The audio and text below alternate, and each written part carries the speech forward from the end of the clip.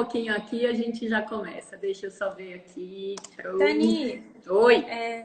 queria aproveitar enquanto o pessoal está entrando aí. Boa tarde, pessoal. Obrigada aí pela participação. Queria aproveitar para perguntar, para você informar para a gente sobre o e-book do Zumbido. Eu até recebi por e-mail, mas me perguntaram como que acessa. É gratuito? Tem que baixar algum link no site? Como é que é? Beleza. Graças às pessoas que estão ajudando, né? Você tá com assessoria aí também, né? Então, Então, todo mundo que tiver aí na nossa bio, que clicar na nossa bio, vai ver um link, né, do Linktree para várias coisas que a gente está fazendo aí como iniciativas. Uma delas é o e-book. Então, é só clicar em cima do e-book, Zumbido e o Medo do Desconhecido, que já vai levar para a pessoa. É gratuito e, ó, a gente acabou fazendo várias iniciativas aí para melhorar esse desespero das pessoas, né? uhum, E eu tô surpresa, agradavelmente surpresa com o o retorno do resultado, né? e-book, porque a gente pegou no pé.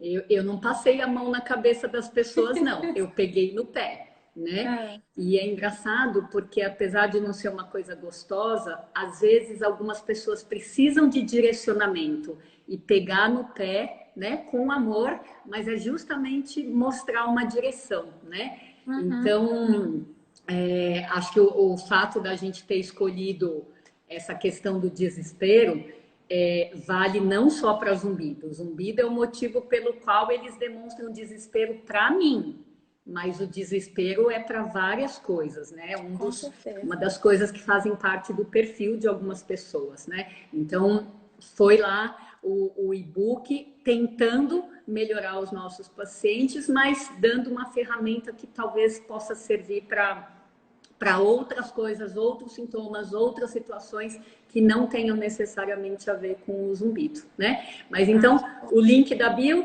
né, tá lá, várias iniciativas, tem o guia prático do zumbido, que é para as pessoas que têm um incômodo mais leve, não estão no nível de desespero, e assim a gente vai tentando fazer, né, uma coisa atrás da outra, achando Com que certeza. vai dar conta, né, do Quanto incômodo mais das pessoas. informação, né, mais educação do paciente, a gente vai ter Pois é. resultados melhores, Pois é, inclusive para mas outras você não doenças tem, crônicas. você que também trabalha muito isso, Dacle, você não tem a sensação que às vezes você fala, você fica com a sensação que você já falou 500 mil vezes, aí você se depara com alguém que não sabe aquilo que você já falou 500 mil vezes.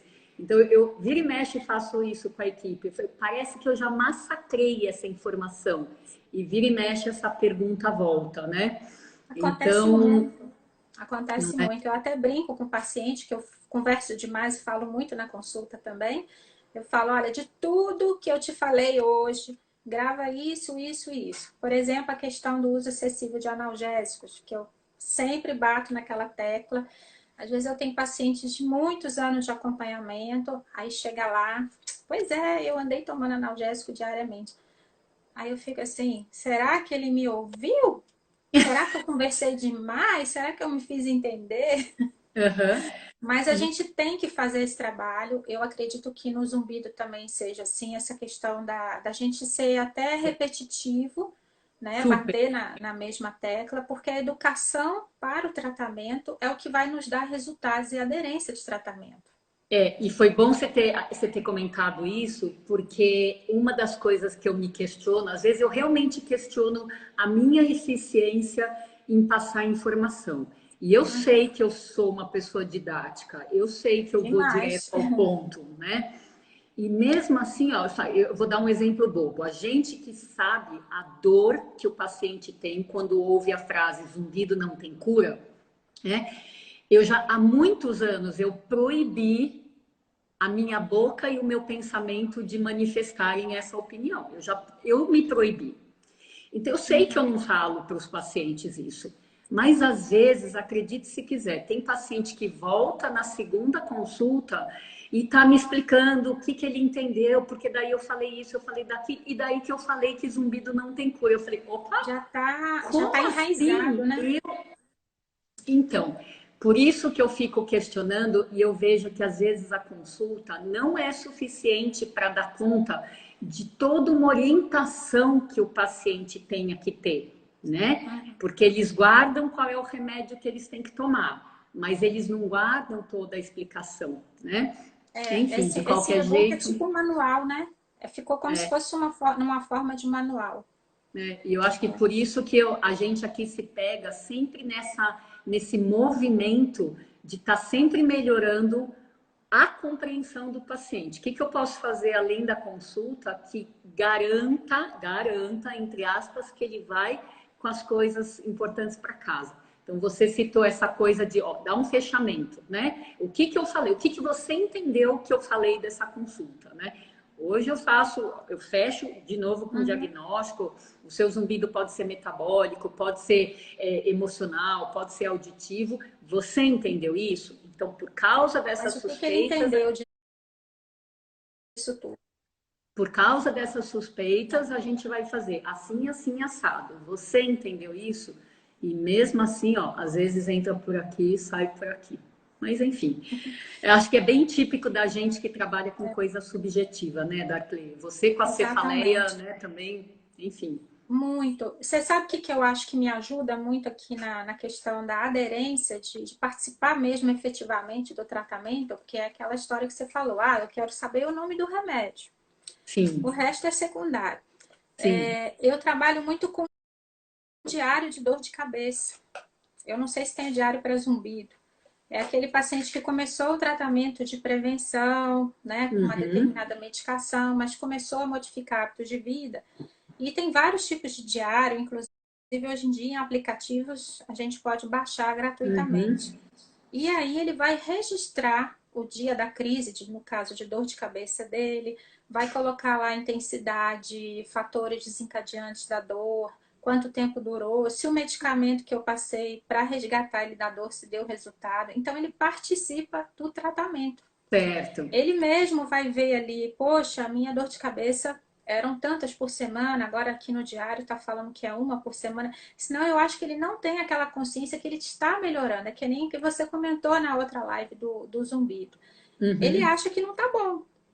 Ele acha que não melhorou, ele quer 100%, ele quer cura, como você falou, tá enraizado, o zumbido não tem cura, mas eu quero cura. Então, mas você sabe que existe o diário do zumbido, sim.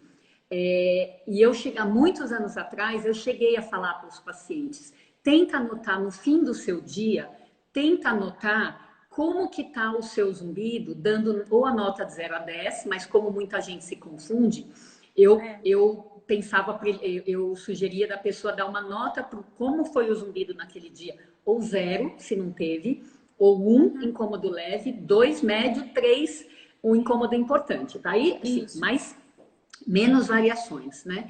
Só que tem pesquisa e tem opinião de várias pessoas achando que quando você faz isso, você põe a mente da pessoa focada no zumbido. Fica focado naquilo, né? E isso poderia ser um mecanismo contrário ao que a gente quer, que é deixar fluir. Deixe o tratamento superestimar fluir. o zumbido e dar mais importância a ele. Exatamente. E aí a nota dele aumenta. Então, hoje eu acabo não mais fazendo, não mais pedindo para fazer monitoração com medo disso, né? Porque a atenção ao sintoma acaba, de fato, fazendo ele lembrar que ele ainda tem o zumbido, questionando se ele está melhorando ou não, sabendo que no caso do zumbido, a melhora é lenta e gradativa, né? Então, hoje eu prefiro assim, ó, deixa a coisa fluir. Se você entendeu, dá um voto de confiança para esse tratamento, dá um voto de confiança para mim e vamos, daqui a 2 meses, se for na questão de medicação, daqui a 2 meses a gente vai reavaliar. E ainda é sujeito a chuvas e trovoadas no meio do caminho, né? Porque não é só porque ele está com determinado tratamento medicamentoso que daí fala assim, o zumbido só está melhorando. Não, tem recaídas sim, né? Enfim. E me conta uma coisa, você como neuro, né? Porque da outra vez a gente falou bem mais das causas otológicas. O que no seu dia a dia, Darkley, você recebe nos pacientes que se queixam de zumbido, mesmo que não seja a queixa principal? Você acha que os pacientes vão direcionados para as causas neurológicas, porque alguém já fez uma triagem e mandou para você? Ou você acha que você recebe aberto, né? Seja a causa otológica, neurológica, odontológica? Me fala um pouquinho do seu meio de campo. Pois é, no dia a dia, quando eu recebo o paciente zumbido, ele não vai lá por causa do zumbido. Tá. Ele vai com aquelas queixas vestibulares, de tontura, cada um fala de uma forma, né? Vertigem, zoeira na cabeça, ou fala que Sim. tem um trem, que aqui em Minas a gente fala que tudo é um trem, tem um trem na minha cabeça, eu tô com aquela sensação do cabeção, cabeça pesada. E aí, na consulta, a gente vai fazendo a anamnese, aí acaba descobrindo que tem uma dificuldade auditiva e que é uma das principais causas, né, do zumbido. Sim. Mas o paciente neurológico, falar que tem zumbido, no pacote de queixas dele, não vem, não.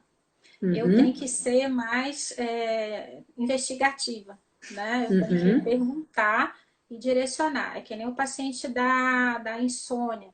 Muitas vezes ele tem insônia, mas é porque ele tem o zumbido, que não deixa ele dormir, ou ele tem a dor de cabeça, mas ele está reclamando que não consegue dormir. Mas aí, até ele chegar para mim e falar que tem um zumbido que não me deixa dormir, eu não pego muito, não. Eu tenho que direcionar a anamnese toda, Mas tá? será que é porque você, como neuro, talvez você tenha, você seja ou mais reconhecida por outros problemas, você fala bastante da cefaleia, ou porque a Uhum. sua própria divulgação não é tão focada em zumbido? Não Eu sei. acho, Tani, que são as duas coisas. Tá. Eu comecei a estudar mais zumbido, inclusive você foi uma das minhas inspirações, eu estou falando aqui para todo mundo ouvir mesmo, tá? Então, eu comecei a estudar mais e quando a gente estuda mais, se interessa mais, parece que fica mais atento à queixa, ou que aparecem mais pacientes Sim, com a queixa, né? sim. Então, eu vi que, eu sempre entendi que isso faz parte da neurologia também, que não tem como a gente separar zumbido de vertigem, até porque a vertigem é N causas, né? Uhum, E aí uhum, eu entendi que foi interesse meu, pessoal. Eu não uhum, vejo muito publicação, colegas falando de zumbido. uhum, Ah, uhum, tem perda auditiva, tem zumbido, vai para o otorrino.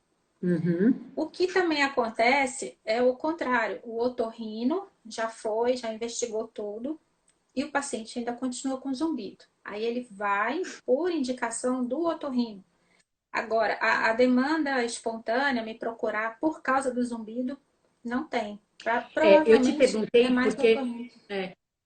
eu te perguntei porque eu tenho, é muito frequente vir para mim um paciente que dentro da anamnese, ele mesmo escolhe contar que quando ele começou com zumbido, ele foi para o neuro, porque é um Hum. receio, principalmente quando o Ah, zumbido quando é o não zumbido está fora tão do ouvido. localizado, é um Uhum, receio de ter alguma coisa neurológica, né? uhum, uhum. Então, mas realmente eu acho que para a gente que vê todos os. Aqui é uma mistura de É, causas de zumbido, eu acho que as causas neurológicas realmente não são comuns, mas eu não acho são. que elas causam medo nas pessoas e por isso muita gente vai para o neuro, às vezes, antes de ir para o otorrino. Chegar no otorrino. Talvez a outra questão seja a subespecialidade. Aqui na região eu já sou muito referenciada para dor de cabeça. É a queixa, Uhum, 90% do que eu recebo diariamente é dor de cabeça. E aí o zumbido entra no conjunto aí desses sintomas, né? uhum, Mas zumbido de origem neurológica não vem sozinho. É muito difícil você ter um quadro sim, crônico arrastado só do zumbido. Tem uhum, outras queixas associadas, outros sintomas. E zumbido agudo, de origem neurológica, normalmente são situações mais graves. O paciente vai para a emergência, ele não tem só um zumbido, ele tem uma cefaleia intensa, ele pode estar tendo um AVC de circulação posterior, alguma coisa assim. Agora, zumbido agudo, para mim, na neurologia, a gente tem que pensar em situações graves. E no beleza. Eu vou caso, te por fazer exemplo, uma o pergunta. paciente que tem. Sim, Continua, Não, continua. tá cortando um pouco, eu não peguei, tá congelando. Ah, tá. Eu tô te ouvindo bem. Você tá me ouvindo bem Não, agora? congelou, pode perguntar. Eu Agora quero te fazer uma tô. pergunta e eu vou citar um nome aqui, tá? Tem uma pessoa que está aí na nossa audiência, o nome no Instagram é Dora Loira, tá? A Dora, em todas as lives que eu faço, ela tá. Em todas de zumbido que são contra as pessoas eu assisto, ela tá. Ela já fez uma pergunta aqui, mas eu não vou colocar a pergunta dela, não. Eu vou pedir para você responder a pergunta dentro de um contexto, tá? Que é o Tá. seguinte, Dora, presta atenção, hein? Porque eu preciso pegar no pé Olha da aí, Dora. Dora. Ela me escreve um monte de direct, etc., do sofrimento, e eu vou publicamente pegar aqui no pé dela para ver com muito amor, viu, Dora?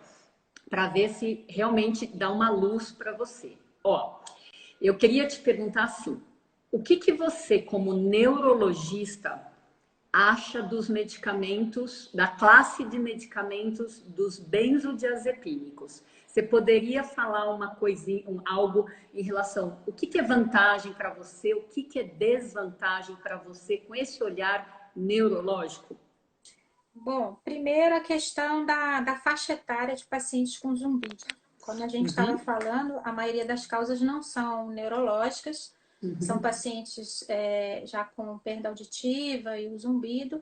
E nesse grupo de idosos, eu não sou muito a favor do benzodiazepínico, por causa uhum. dos efeitos colaterais, aumenta o risco de quedas à noite, a questão da sonolência excessiva diurna e outras condições.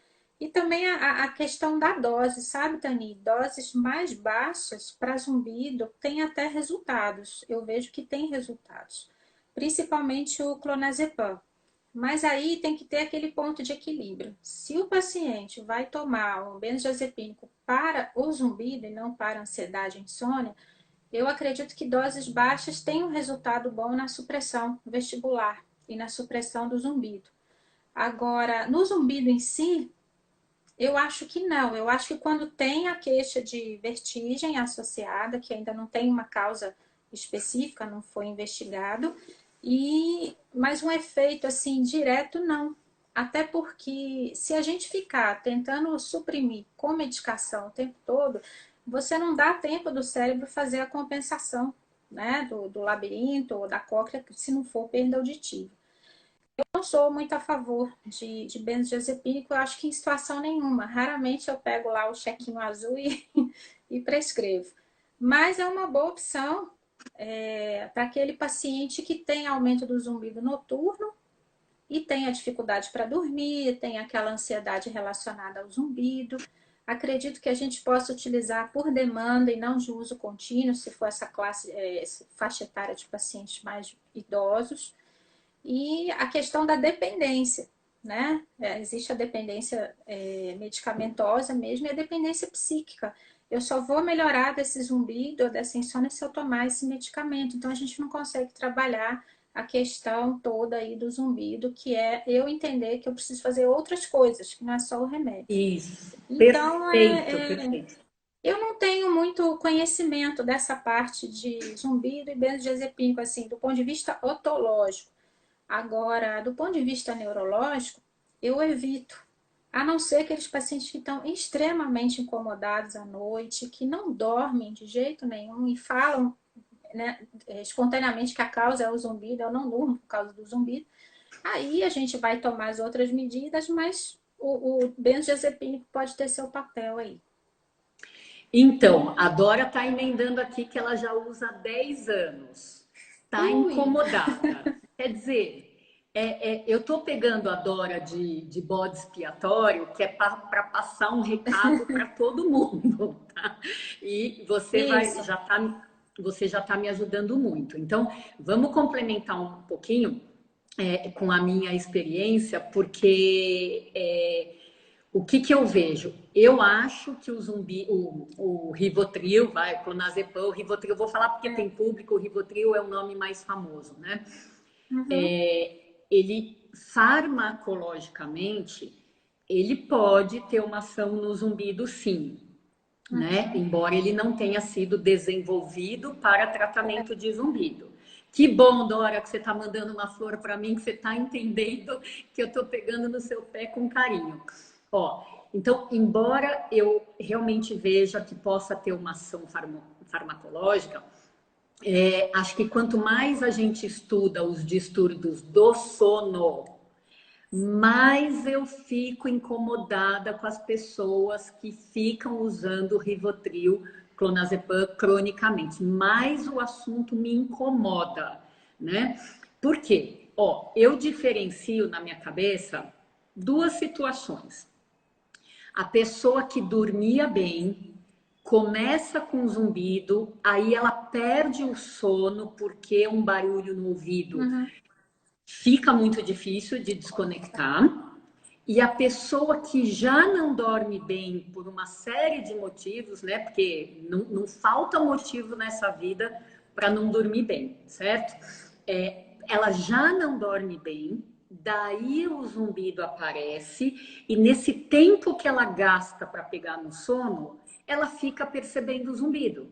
Exatamente, Certo? a Então, para percepção. mim, são duas situações diferentes, embora ambas tenham zumbido e a dificuldade do sono. Bom, quando a pessoa dormia bem e começa com zumbido, eu até não me oponho tanto com o uso de um benzodiazepínico, tá? É aquela questão da demanda, né? Você usar durante um período. Exatamente. Mas a gente introduz já pensando quando é que vai tirar, quando que Isso. vai tirar, né? Ô, Tami, E vira uma daí, quando. bengala mesmo.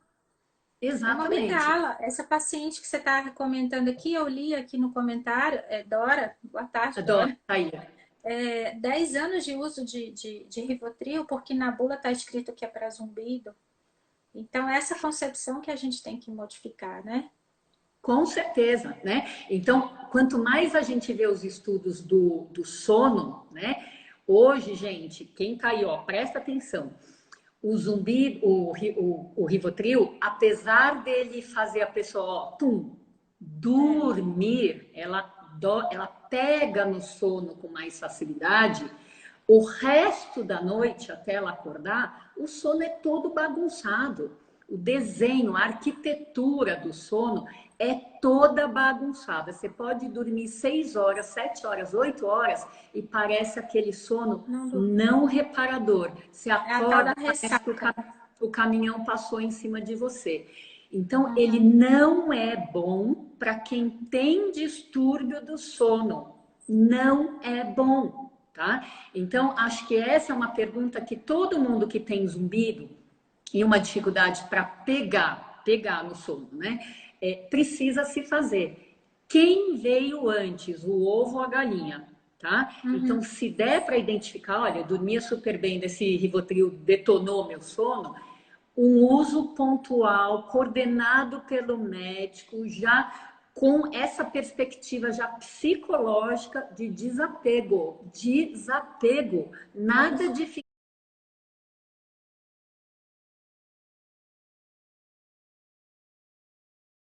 ficar 10 anos tomando remédio e ainda tem sintomas se sentindo incomodada. Não é a conduta certa, tá? Acho que isso precisa ficar claro. Ok, obrigada, viu? Tô ganhando meu dia com você hoje, Dora, porque eu te escolhi, realmente. Mas é porque você é um caso típico de pessoa, apesar de eu nem te conhecer, mas você já demonstrou ser um caso típico de pessoa que precisa pensar diferente e agir diferente do que o que você vem pensando e agindo, tá? E acho que também vale a pena comentar, Darkley, não sei se você tem essa impressão. Eu cada vez mais estou me abrindo para a questão psicológica barra comportamental de um modo geral, né? Eu digo que eu estou me tornando uma ser humano logista, né? Entendendo, além do o zumbido está me obrigando a entender muito além do zumbido, né? Então, o que eu vejo assim, existe um perfil de paciente que tem zero de tolerância para sintoma, zero, né? E muitas vezes são eles que vão na busca de um comprimido rápido, uma cura passiva para que eles não tenham que fazer nada. É Uhum. sentar no sofá, abrir a boca, engolir algo que ajude. E eu cada vez mais venho identificando que nos casos graves de zumbido, normalmente o padrão de comportamento da pessoa é assim, é zero de tolerância. Então ela fica horrorizada de entrar em contato com o zumbido, e daí fazendo o parênteses com o e-book que entrou exatamente por isso. Para de fugir do zumbido. Vamos encontrar com ele e ver como é que ele é de uma vez por todas, Vamos tá? enfrentar. Vamos enfrentar, vamos criar resistência, né? Uhum. Porque se ficar só fugindo, não vai. Mas acima de tudo, vamos entender que quanto mais um zumbido incomoda, detona a vida das pessoas, mais ela mesma precisa estar no time que está querendo se ajudar.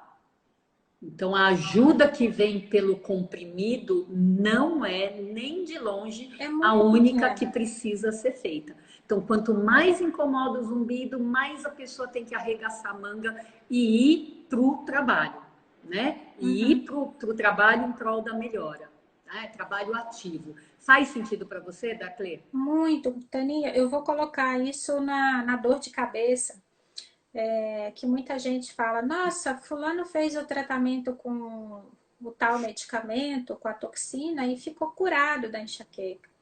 Só que o fulano, ele não foi lá só e aplicou a toxina. Ele melhorou a qualidade do sono dele, ele começou a reduzir o consumo de café, ele, como eu falei antes, Ah, guardou lá na cabeça a história do uso excessivo de analgésicos e parou de fazer o uso excessivo de analgésicos. Então, é todo um trabalho comportamental. Não adianta, porque aquele medicamento que é muito eficaz, se aquela pessoa não for aberta a receber esse tratamento global, ela não melhora.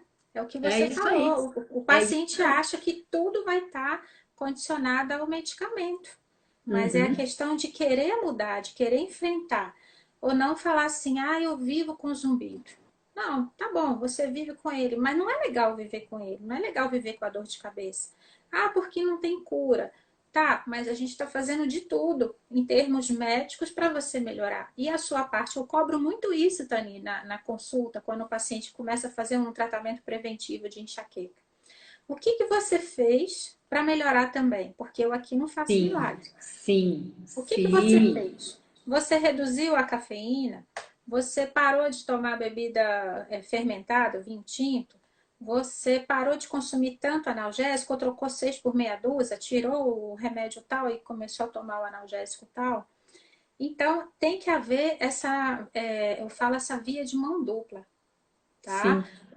A gente conseguir fazer esse trabalho com o paciente e colocar ele também como responsável pela melhora dele. É perfeito, perfeito. Acho que o paciente entender que é coparticipação, né? É uma Isso. corresponsabilidade pelo sucesso do tratamento. Não adianta despejar o caminhão em cima do médico e achar que ele vai fazer isso tudo sozinho. O Raul comentou Então, aqui há algum tempinho, né, que a gente é um todo, a gente é um uhum, todo. E isso é super verdade, mas como o zumbido na prática foi o meu professor para ensinar que a gente é um todo, né? O quanto pessoas às vezes com dor nas costas, com alterações de hormônios sexuais, com coisas que você fala, meu, a princípio não tem nada a ver. Tem a ver, porque tem. é um todo e o ouvido é um órgão que hoje eu fico pensando como o ouvido é vulnerável, né? Ele é sensível a várias coisas, né, que acontecem no corpo todo, né? Como ele é vulnerável a questões de circulação, aos neurotransmissores, à alimentação. Então, acho que é um exemplo, né? E por isso as pessoas, nem os médicos, né? Eu acho que deixa eu fazer um parênteses aqui para eu me fazer entender. Eu acho que a gente com uma ultra especialização, né, como vem de anos para cá na medicina, cada um tende a olhar muito mais para o seu quadrado, né? É.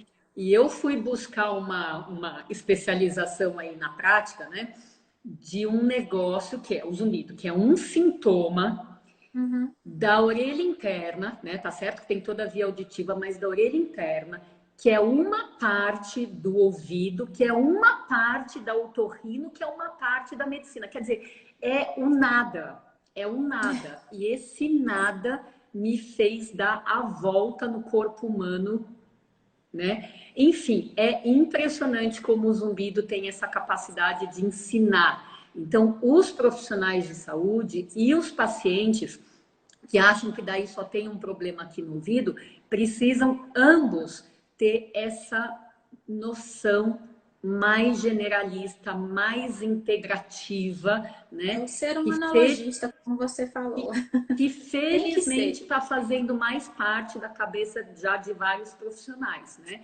Porque se Uhum. tem uma coisa que não adianta é ter zumbido, ir no otorrino, olhar o ouvido, fazer otoscopia, tá normal e falar você não tem nada. Se tem uma coisa que não adianta, é isso, né? Então, eu, como otorrino, venho pegando no pé de muitos colegas otorrinos. Eu, cada dia, ganho mais inimigos, porque a Não, gente vai... Gente, não adianta, né? O buraco é mais embaixo. Precisa ampliar a investigação, senão fica essa coisa de, olha, você não tem nada, então eu vou só dar um benzodiazepínico para você acalmar e poder dormir. Gente, né? Então, eu fico feliz de conversar com você, que é neuro, que trabalha com vários sintomas subjetivos e tem essa muitos, né? cabeça integrativa que, putz, hoje a gente está precisando, não é verdade? É verdade. Né? Tani, eu Oi, vou responder um comentário aqui pode que começar. passou, eu não consigo voltar com ele, tá? Pode Alguém perguntou responder. sobre a questão de fasciculação benigna, se causa zumbido.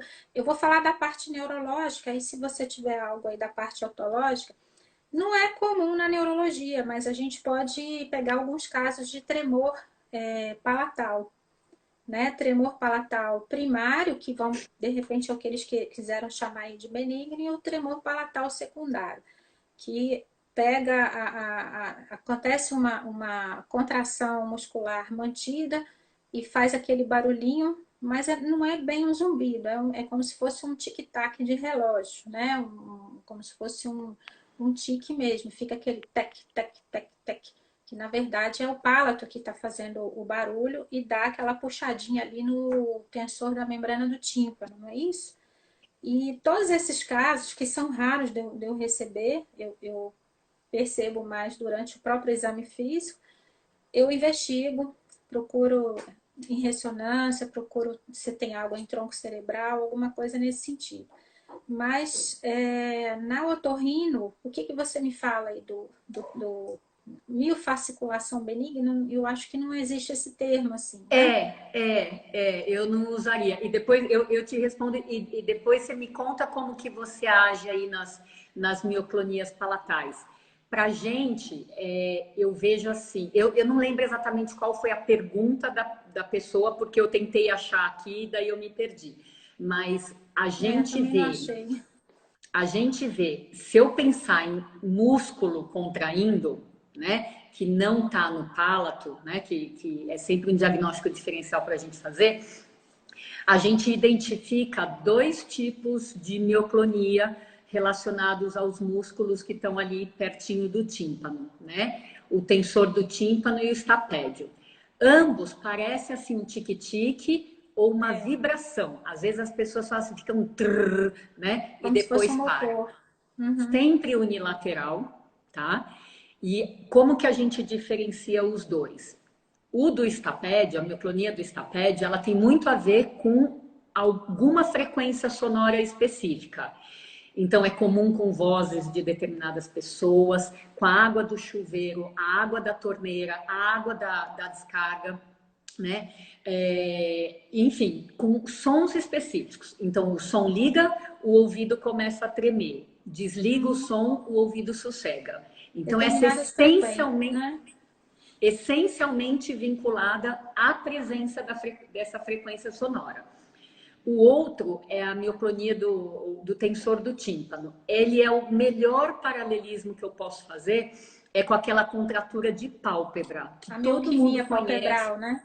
Exatamente, né? Todo mundo já teve, pode ser em cima ou embaixo, mas Aham. normalmente é num olho só, né? E é o tensor do tímpano entrando nessa contratura pelo mesmo motivo que o olho entra, que geralmente é relacionado a estresse, né? Fadiga, né? Então, Uhum. ambas são benignas, elas podem passar espontaneamente, E são ou às vezes. intermitentes, né?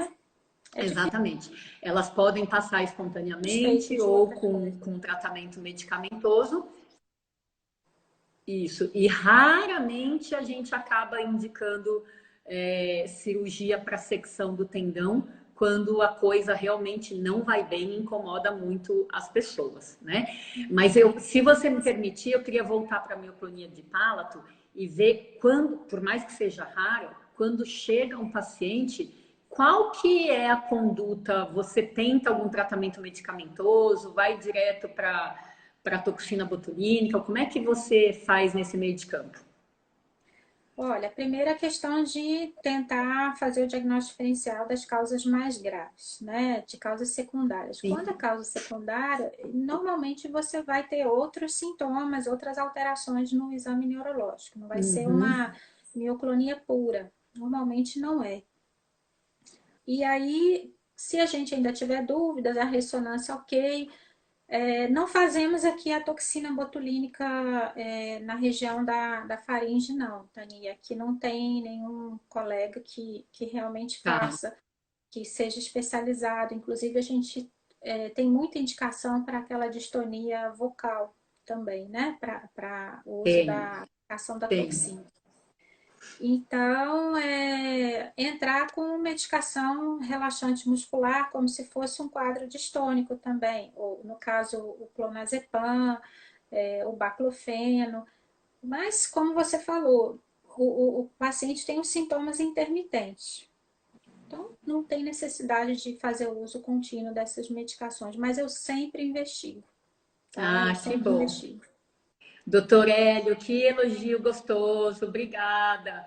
Escuta, a gente tem uma pesquisa a gente tem uma publicação de um relato de caso de uma paciente do meu tempo antigo de HC, quando a Hum, gente via mioclonia e a queixa, o paciente não estava nem aí com o palato uhum. subindo, pulando Era dentro da zumbi. boca. Era só o incômodo com o zumbido, né?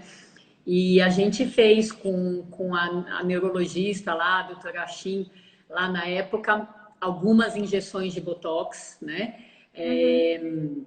Com melhora temporária daquele clique que era, no fim, a queixa principal, né? Depois da Vocês investigação. fazem via laringoscopia ou A faz. gente fez, por isso que Uhum, já deve ter mais uns 15 anos, né? A gente uhum. fez, deu um baita de um trabalho, né? A gente fez por endoscopia, né? Olha. Nasal, né? Hum. Enfim, e daí aplicação em vários pontos, mas peritubário, né? Não só no palato, ali peritubário. E a paciente ficou bem quase 3 meses. Aí ela recaiu e entra naquela coisa, problema de HC, com aquela fila enorme Uhum. para tudo. Eu cheguei a ver essa paciente 3 vezes, injetar 3 vezes nela e depois eu acabei perdendo o contato. E daí, como Uhum. foi dos poucos casos de injeção ali pela rinofaringe, acabou sendo publicado, né? Mas não é fácil lidar com esses pacientes, com certeza. Aqui estão falando que palato significa língua. Gente, palato é o céu da boca. É isso mesmo, eu já ia responder isso aqui. Pálato é o nome científico correto, né, de céu da boca, tá? Então tem a parte dura, né, a parte da curva e a parte lá do fundo da garganta, onde tem o M do McDonald's ali. Como outro dia o paciente falou, é o M do McDonald's, é o Até M. que foi. Esse aí estava inspirado. Ali é o palato mole, é aquilo que vibra, né? Então, na Vibrando. mioclonia, fica ali o céu da boca tremendo, e para cada tremida, uma abertura e um fechamento da tuba auditiva e um clique no ouvido, né? Uhum. Enfim, a gente, como otorrino, acaba recebendo esses pacientes com mais queixa pelo ouvido, né? Teve uma pergunta aqui da Cle. se zumbido tem a ver com ansiedade, né? A resposta é sim, acho que a ansiedade tem a ver com tudo nessa vida, até com unha encravada, se bobear. Mas eu queria saber de você o seguinte: você acha que os pacientes que você recebe, seja com tontura, seja com dor de cabeça, seja com zumbido, é frequente eles serem ansiosos? Comorbidade psiquiátrica. A gente tem falado muito isso na enxaqueca crônica, né? Que é algo assim que a gente começou a estudar de uns 10 anos para cá, de uma forma mais específica, esses pacientes que têm enxaqueca crônica. E tem vários trabalhos mostrando o perfil desses pacientes. Não sei se tem no zumbido, mas na enxaqueca crônica tem. Comorbidade psiquiátrica. Eu acho que eu não tenho nenhum paciente com enxaqueca crônica que não tenha ou um quadro ansioso, ou um distúrbio depressivo, ou um distúrbio de sono, mas sempre tem alguma coisinha aí. Então, é aquele paciente que precisa da medicação de apoio aí. Muitas vezes até o próprio medicamento que a gente utiliza para tratar a enxaqueca, ele já tem já é um fármaco antidepressivo. Então, a gente se baseia muito no perfil desse paciente, no perfil psiquiátrico. E tem comorbidade, sim. Eu tenho a sensação que cada vez mais eu recebo pacientes que quando eles começam a falar, a contar a história, que às vezes é longa, logo na frente, no comecinho da fala, assim, doutora, eu sou muito ansioso. Já É, vem, já vem vem no fazendo pacote. parte. Antes de você perceber que a pessoa é ansiosa, ela já está se colocando, né? Uhum. Então, a resposta para a pergunta se zumbido pode ser causada por ansiedade é sim, é cada vez mais frequente, porém, a gente não pode cair no erro de achar que uma pessoa ansiosa só vai ter zumbido pela ansiedade, tá? Não, Porque ela pode estar tendo outras coisas, vamos dizer assim, físicas, né? Uhum, Embora uhum. eu não goste muito desse nome, mas assim, ela pode ter outras coisas físicas que podem necessitar de um tratamento que não é exatamente o tratamento direcionado só para ansiedade. Então, sempre, mesmo que a pessoa seja uma pilha de nervos, que a gente possa ver o todo. E Sim, por porque a isso eu gosto. ansiedade pode estar só exacerbando esse zumbido, né? Isso. A causa pode ser física, como, sei lá, um trauma acústico, por exemplo, e a Uhum. ansiedade dá o toque do sofrimento que a pessoa acaba tendo, a repercussão que aquele zumbido acaba tendo, porque em outra pessoa não ansiosa ele poderia passar batido, né, Isso. sem É a causar percepção dele. Uhum. exatamente esse grau de sofrimento, né? E dentro dessa ideia ser humanologista aí, eu tenho pensado cada Adorei. vez mais nessa base da ansiedade, né? Porque se a gente fosse resumir em uma frase, ansiedade é o medo do futuro, né? E quem nessa vida não tem medo do futuro, né? Se você parar para pensar, existem os grandes medos da humanidade, os grandes, que são exatamente em relação ao futuro. Existe a chance de eu ficar cega, surda, paralítica, sei lá, invalidada, incapacitada para a minha vida? Esse é um dos grandes medos. Então não adianta a gente achar que vai fugir dele, porque ele absolutamente faz parte. Mas tirando esses grandes medos, eu sempre acho que também vale a pena a gente pensar como se fosse uma linha do tempo. Eu tenho feito isso para mim, tenho falado para alguns pacientes, né? No sentido assim, olha, eu tenho medo de, sei lá, ficar surda. Vamos ver, é uma que eu Uhum. ouço bastante. Se a gente devolver isso, o que você imagina que poderia acontecer se o seu medo se concretizasse? Então, por exemplo, se você ficasse surda. E a pessoa vai criando opções. Se eu ficasse surda, eu acho que, sei lá, eu teria que colocar o aparelho auditivo. Bom, isso, se você ficasse Ela surda, encontrou você teria algumas que colocar. soluções. Uhum. Exatamente. Então, às vezes, fazer a pessoa pensar em qual seria o próximo passo pode diminui a ansiedade. Por isso minimizar. que eu sou a favor da terapia cognitivo-comportamental, Tani. Eu acho Isso, eu que também sou super a favor. Se eu para pudesse, esses pacientes com esse perfil, eu acho que assim é um toque bem importante no tratamento. com Assim. toda certeza. Eu fiz terapia há 21 anos atrás, quando minha mãe morreu, que a gente discutiu na outra live, né? Que o meu Uhum. zumbido veio quando minha mãe morreu, né? E graças a Deus, né, ele foi embora durante a terapia. Mas, como eu achava que eu não precisava de terapia, porque eu sou dura na queda, eu tento resolver as coisas e etc, etc, depois que eu fiz, eu vi o quanto eu estava errada, né? Porque terapia é um negócio muito bem indicado para quem está numa situação de conflito. E quem que não Isso. tem conflito hoje em dia, né? Quem que não tem conflito? Então, um profissional bem treinado na terapia cognitivo-comportamental, que eu É. também adoro, e um paciente de peito aberto para melhorar, Disposto a receber o tratamento. não tem como dar errado, não tem como dar errado. É isso aí.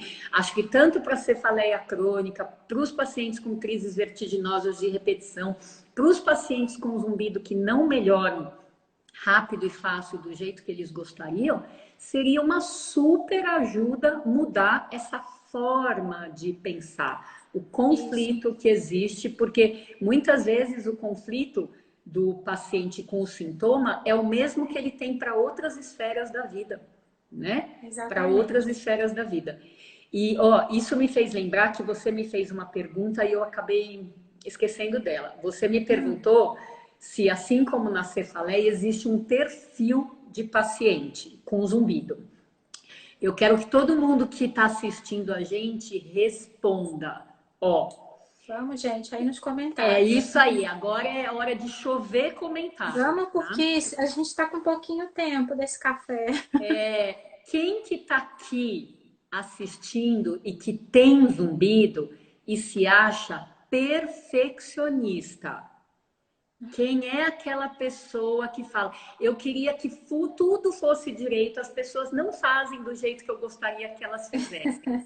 Dá um oi aí, porque esse é um super Aí, ó, perfil. não sei se isso é um oi de ser perfeccionista.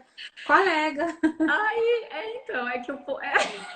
E pronto, tá todo mundo se manifestando agora. É um super perfil. O perfeccionista, além dele ficar doente com mais coisas, é a pessoa que não aceita um negócio, entre aspas, errado, Uhum. entre aspas, diferente do planejamento dele. Olha aí que bom que eu estava certa, hein? Muita Que bom. gente, Tani, ainda tem um signo aqui, ó, virginiano. Oh, meu Deus, que É, sofrimento. exatamente. Então, ó, também vai uma dica que eu passei comigo mesma, né? Porque eu não me achava perfeccionista até uma Uhum. pessoa virar para mim e falar assim: gente, você é muito perfeccionista, né? E daí caiu a minha ficha, A né? ficha caiu. Perfeccionismo hoje, na minha concepção, é que nem cafeína. Se Uhum. você usar, tiver uma dose baixa, vai até te fazer bem, porque você se supera, né? Você faz melhor. Agora, passou da dose, ou coisa para faca, os gumes da faca se voltarem contra você.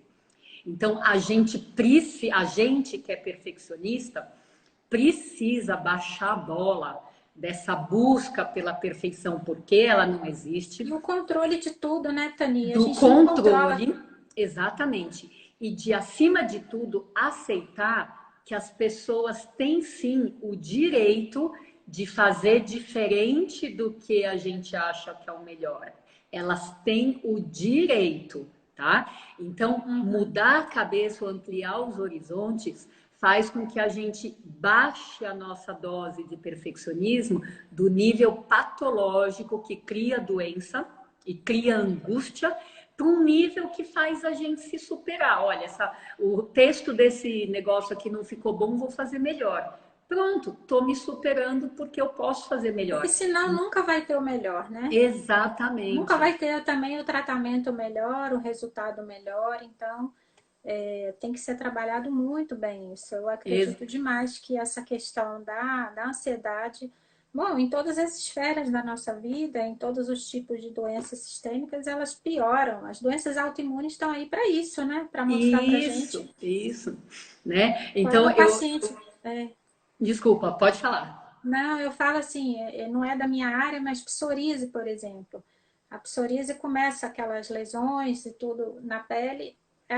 O paciente ele vai ser tratado pelo psiquiatra também, porque nas crises de ansiedade dele ele vai ter a manifestação dermatológica. Então, não tem como fugir disso. A gente precisa tratar a questão comportamental e esse perfeccionismo, porque as pessoas perfeccionistas querem o controle e realmente sofrem.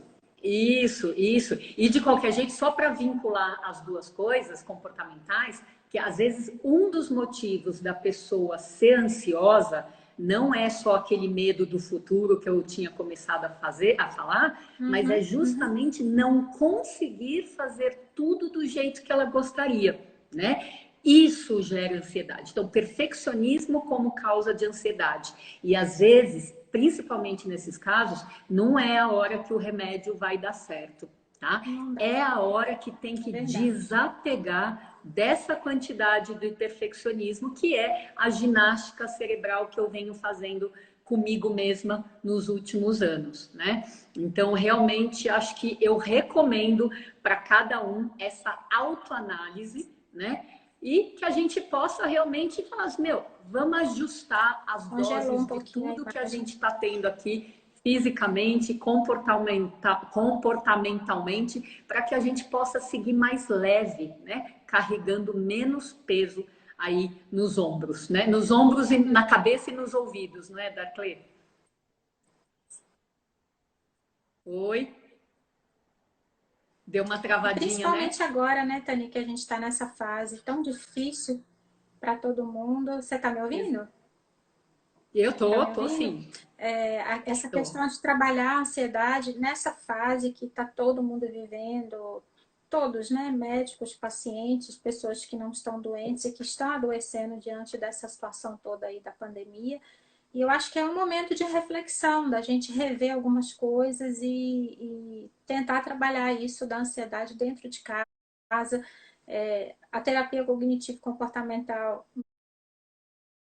muitas vezes pode ser feita através de consulta online também. E eu acho que é um momento de rever, e até porque está todo mundo com medo do futuro. Mas a gente nunca soube do futuro, Sim. independentemente de pandemia, né? Muito bom, ótima fala aí, muito bom. Então Você é o que viu eu esse tenho como comentário fala. aí você viu esse comentário do Felipe aí dizendo que ele não perde uma live dessa dupla dinâmica? Ai, que legal! Então já tá lá, o Café com Taninho, vai ser 5 horas. Café com Darkley. Ah, meu nome é mais difícil. Ah, mas ué, o meu também é muito difícil. É bom que a gente vai fazendo as pessoas aprenderem nomes difíceis e tá todo mundo ganhando. Bom, o nosso tempo está terminando, né? Então a gente quer passou rápido. passa muito rápido. A gente quer agradecer todo mundo que esteve com a gente aí. E eu queria que você desse um fechamento, Darcleo. O que, que você sugeriria, recomendaria para as pessoas que estão assistindo aí a nossa live por múltiplos motivos? Bom, gente, obrigada pela participação de todos aí mais uma vez na nossa terceira parte, né, Tani? Que já é a terceira. E eu recomendo para quem tem zumbido, que eu acredito que muita gente que está aí tem zumbido, que repense essa questão do equilíbrio mental e físico que a gente tem que ter para poder saber lidar com o zumbido e enfrentar. É o enfrentamento mesmo, tá? Então, vamos parar para pensar essa questão que a doutora Tani falou sobre a ansiedade. A gente precisa estar trabalhando a todo o aspecto psíquico, porque senão não vai ter resultado no tratamento do zumbido. Lembrando que não é remédio que vai resolver. O remédio é uma ferramenta, é uma parte desse tratamento. E que se a gente não tratar o psíquico, independentemente da causa do zumbido, não vai ter resultado.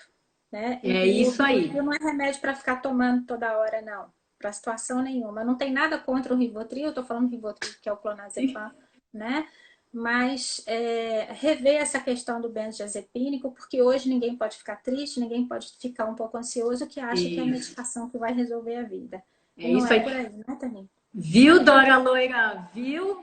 Foi a Ah, live foi a... focada na sua pergunta, viu? Tomara que você aproveite. Van, que bom que você gostou também, que bom que você tá aí. Obrigada. E ó, segunda-feira a gente tem uma live porque começa a Semana Nacional de Conscientização sobre Misofonia. Pois Misofonia é, a misofonia é outro assunto é importante. outro assunto, tem muito a ver com zumbido, né? Faz uma Uhum. parceria e a gente vai fazer uma live com o ex-deputado estadual que criou a semana estadual, né, estadual aqui em São Paulo, de conscientização de misofonia. Então, dia 11 de maio, às 11 da manhã. Convidem Ótimo. seus conhecidos aí também para a gente entender um pouquinho mais dos bastidores do congresso ali da criação, tá bom? Deve ser minimamente Dia 11 e 11 interessante. horas, não tem erro. Dia 11 às 11 horas. Darclé, querida, ó, cada vez mais você mora no meu coração, tá bom? Oh, gente, que É coisa mais muita fofa. empatia e muita sintonia, Pois né, é, que a gente foi consegue muito ter, bom. tá bom? Mais uma vez, obrigada, viu, pelo convite. Adorei. E, assim, se deixar, é Se uma live deixar, a atrás noite da é uma outra. criança, né?